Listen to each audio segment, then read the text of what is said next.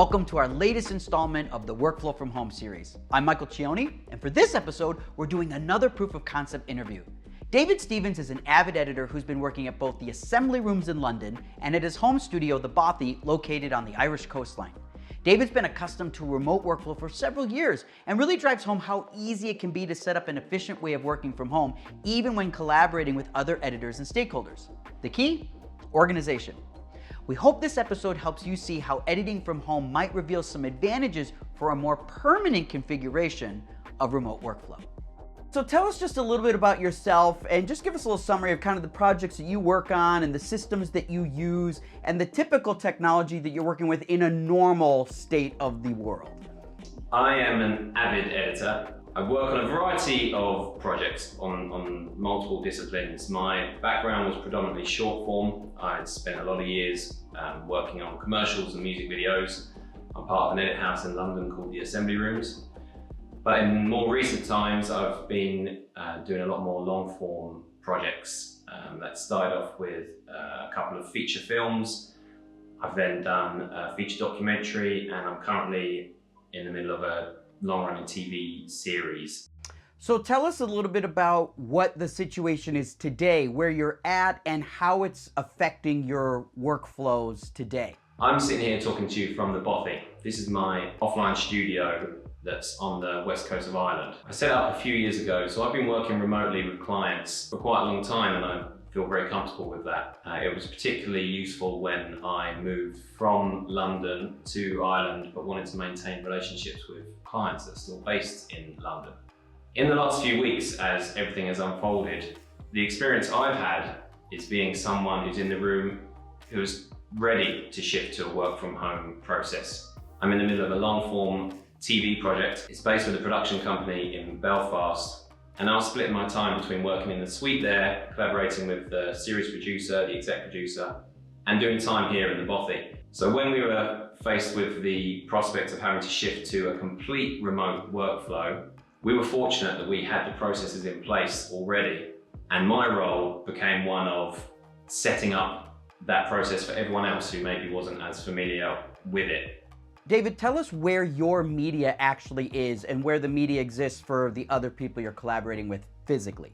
So on the project I'm working on at the moment, I have my media for my remote setup here on an external hard drive. I'm collaborating with another editor. He has a clone of that media on an external hard drive. And there is an edit producer. She's working on a clone of the media on an external hard drive. The main media is held on a shared Avid Unity system at the production company, which is in Belfast. All of us are working remotely. We're all using our locally stored media, but we're sharing our Avid bins with each other via email. We're collaborating on edit reviews using Frame.io, and we are having virtual meetings using Zoom, in fact. So those collection of tools are helping us continue to collaborate and keep our production line going. We're trying to stick to the schedule as it was. The disruption of shifting to a remote workflow really only disrupted us for a couple of days, and now everyone is full steam ahead trying to make those adjustments, and it's really doable using those tools that are available to you. So for editors that are out there that are not yet working from home, can you give us just a few important tips from an editor working from home, what they can do to start that process? If you're an editor that's not used to working from home, the first thing I'd say is don't be daunted by it. You can set up a remote workflow just by organizing or thinking through the process that you already have. If you work in an edit house or a bricks-and-mortar facility, you have your Avid project, you have your media. You just need to take those two things with you wherever you need to be. Now that might be transferring it to an external drive, it might be moving it to the cloud entirely. The thing you might need to consider is, when will things merge back together?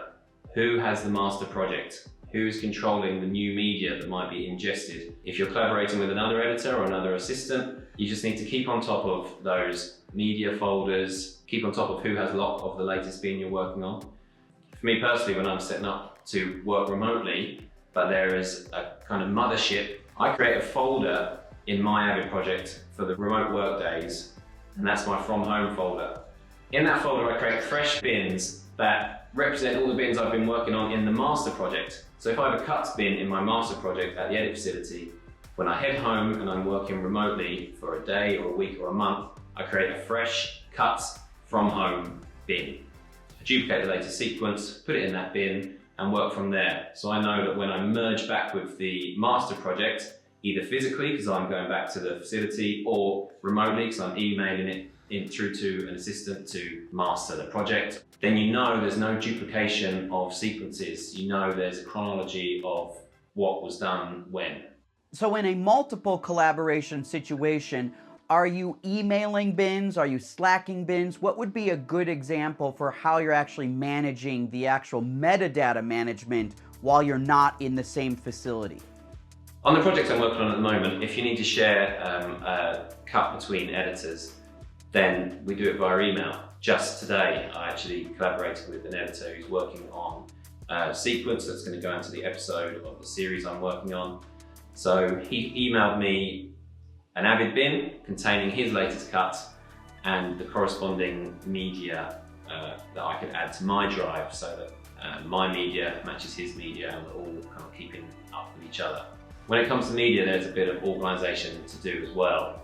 If you're like me and you're working on a Mac home setup, your media might be created in a folder that's just labelled 1. It can become really confusing to keep up with what media you shared with who. So what I tend to do is every time I share my media with either another editor or back to the master, I change the name of that media folder to 2, 3, 4 onwards. And so the media folder 1 is my ongoing render media and creation at all times. I never share the 1 folder because you'd get lots of duplicated 1 folders.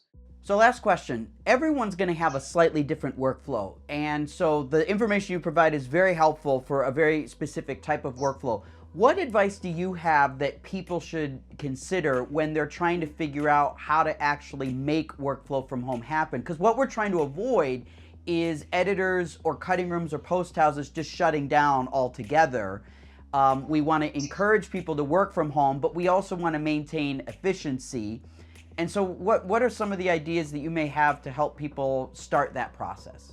I think when you're setting up a remote workflow and you haven't done it before, there are 2 areas to consider.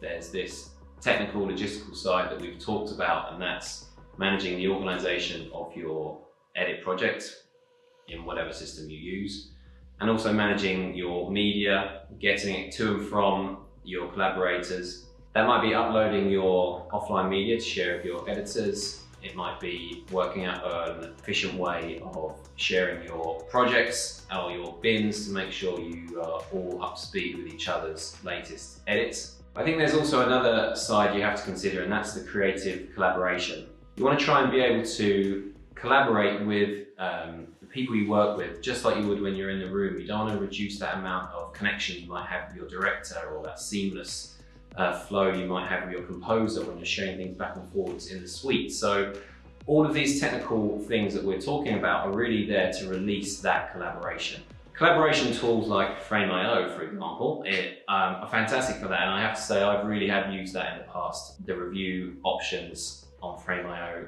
are really helpful, particularly with a director, a close collaborator, where you want to share notes back and forwards and they're really specific to areas of the film, and doing it on the phone or doing it via email can become really unwieldy.